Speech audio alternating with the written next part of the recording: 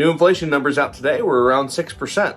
Let's see what Coca-Cola had to say about that. Coming up on The Job.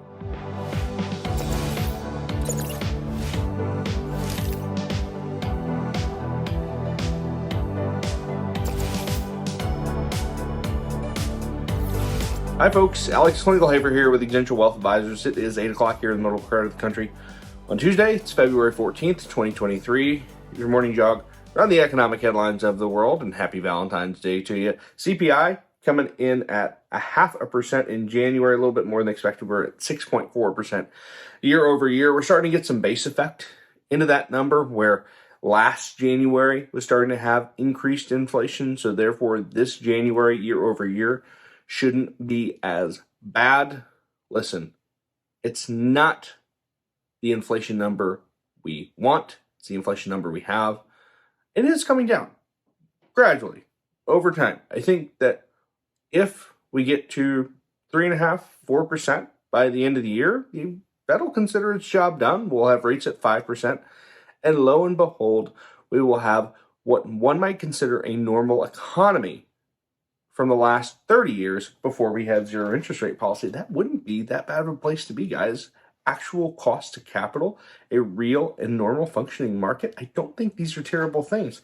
Let's talk about Coca-Cola. It had price hikes.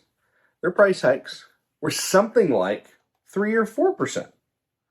So Coca-Cola now doesn't have 6% inflation. To me, that's an indicator of the real economy.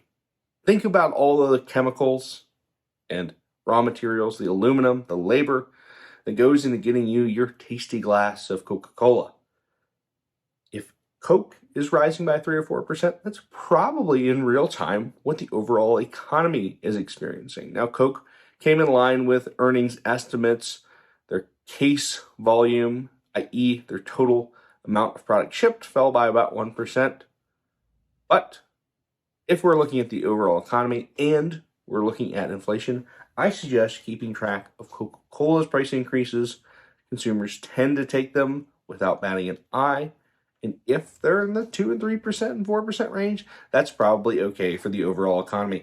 Last but not least, let's talk Restaurant Brands International. Of course, that is the parent company of Burger King with a nice report.